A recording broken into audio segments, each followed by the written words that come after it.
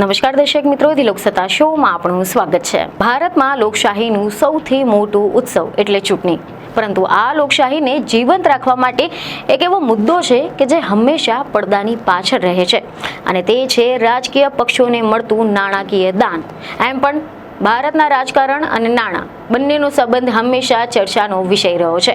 ચૂંટણી કેમ્પેન હોય, વિશાળ રેલીઓ હોય, જાહેરાતો હોય, સોશિયલ મીડિયા હોય અથવા તો સંગઠનનો ખર્ચ, આ બધું જ ચલાવવા માટે પાર્ટીઓને હજારો કરોડો રૂપિયાની જરૂર પડતી હોય છે. પરંતુ પ્રશ્ન એ છે કે આ પૈસા આવે છે ક્યાંથી, કોણ આપે છે અને એના બદલામાં શું અપેક્ષા રાખવામાં આવે છે?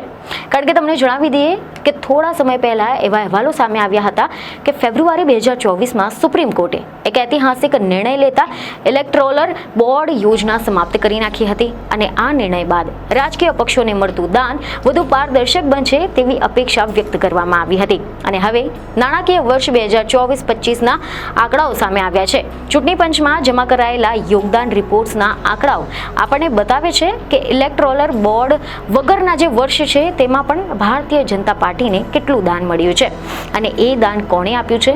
તો આજે અમે તમને વાત કરી રહ્યા છે ભારતીય જનતા પાર્ટીને વર્ષ 2024-25માં મળેલા દાનની, અને ખાસ કરીને વ્યક્તિગત રીતે આપવામાં આવેલા કરોડો રૂપિયાના દાનની.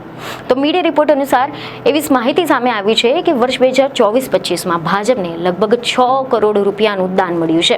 આ દાનમાંથી લગભગ 3,689 કરોડ રૂપિયા ઇલેક્ટોરલ ટ્રસ્ટ દ્વારા આવ્યા છે, જે કુલ દાનનો લગભગ 62% ભાગ છે. પરંતુ આજની અમારી જે ચર્ચાનો મુખ્ય મુદ્દો છે તે છે વ્યક્તિગત રીતે સીધું દાન આપનાર લોકો કોણ છે.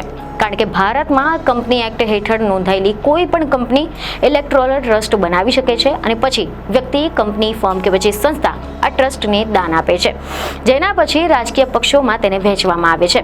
આની સાથે જ તમને જણાવી દઈએ કે ભારતના કાયદા મુજબ જો કોઈ વ્યક્તિ અથવા તો સંસ્થા 20,000 રૂપિયાથી વધુનું દાન આપે તો તેની વિગતો ચૂંટણી પંચને જાહેર કરવી ફરજિયાત છે. આના આધારે ભાજપ દ્વારા ઇલેક્શન કમિશન ઓફ ઇન્ડિયામાં જમા કરાયેલા નાણાકીય વર્ષ 2024-25ના યોગદાન રિપોર્ટનું વિસ્તૃત વિશ્લેષણ કરવામાં આવ્યું છે. જો કોઈ વ્યક્તિએ એક કરતાં વધુ વખત દાન આપ્યું હોય તો તે તમામ રકમોનો સરવાળો કરીને કુલ દાનની ગણતરી કરવામાં આવે છે. પરંતુ આજનો સૌથી મહત્વનો મુખ્ય મુદ્દો છે ઇલેક્ટોરલ ટ્રસ્ટની બહારનું દાન, અર્થાત એવા લોકો કે જેમને સીધું જ પાર્ટીને વ્યક્તિગત રીતે દાન આપ્યું છે.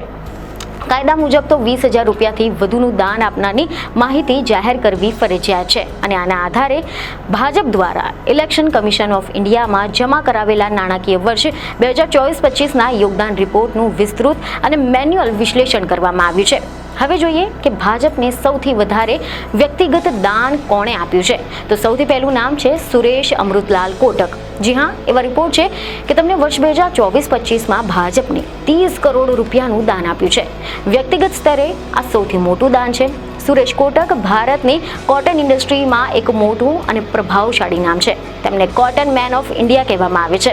તેઓ કોટન એસોસિએશન ઓફ ઇન્ડિયાના પૂર્વ અધ્યક્ષ પણ રહી ચૂક્યા છે, અને વર્ષ 2022માં કેન્દ્ર સરકારે તેમની અધ્યક્ષતામાં કોટન કાઉન્સિલ ઓફ ઇન્ડિયાની રચવાની જાહેરાત કરી હતી. અને રસપ્રદ બાબત તો એ છે કે સુરેશ કોટકે ભાજપની સાથે સાથે કોંગ્રેસ પાર્ટીને પણ લગભગ 7.5 કરોડ રૂપિયાનું દાન આપ્યું છે. હવે બીજા નંબરે આવે છે અલ્લા દક્ષાયની. મીડિયા રિપોર્ટ અનુસાર તેમણે ભાજપને 25 કરોડ રૂપિયાનું દાન આપ્યું છે. તેઓ રેમકી ફાઉન્ડેશનના ફાઉન્ડર અને મેનેજિંગ ટ્રસ્ટી છે.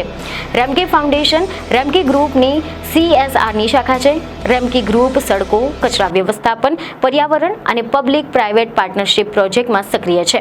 અને આની સાથે જ તેમના પતિ અલ્લા રામા રેડ્ડી આંધ્રપ્રદેશથી YSR કોંગ્રેસ પાર્ટીના રાજ્યસભાના સાંસદ પણ છે.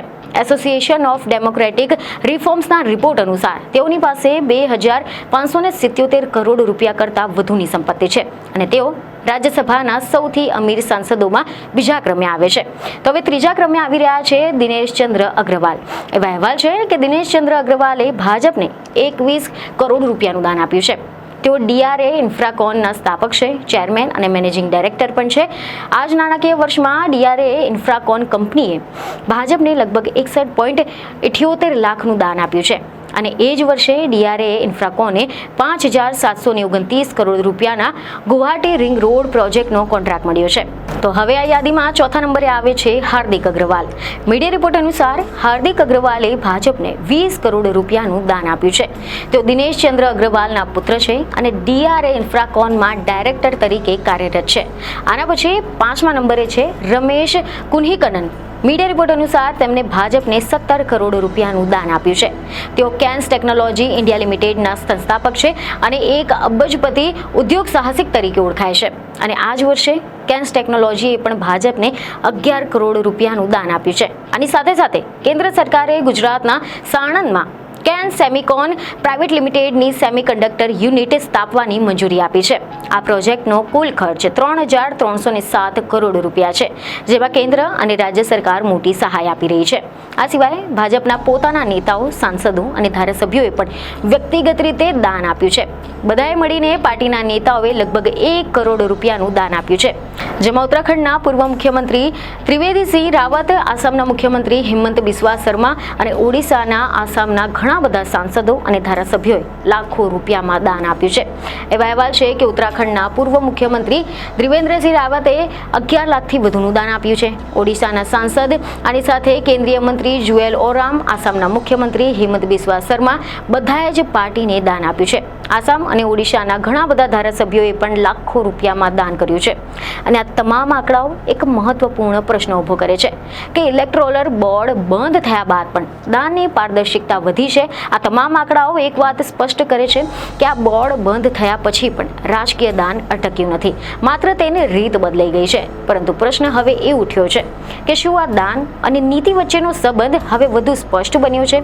શું આ દાન માત્ર રાજકીય સમર્થન છે અથવા સત્તા, નીતિ અને વિકાસ યોજનાઓની સાથે જોડાયેલું એક વ્યૂહાત્મક રોકાણ? આ સવાલો ભારતીય લોકશાહીના ભવિષ્ય માટે અત્યંત ગંભીર અને મહત્વપૂર્ણ છે. આ સવાલના જવાબ આવનાર સમયમાં વધુ પારદર્શિતા અને જવાબદારીથી મળી શકશે. પરંતુ ત્યાં સુધી જો તમને આ માહિતી મહત્વની લાગી હોય તો અમારા વિડીયોને લાઇક અને શેર જરૂરથી કરજો. બીજને ખબર સાથે ફરી મળીશું. ધન્યવાદ.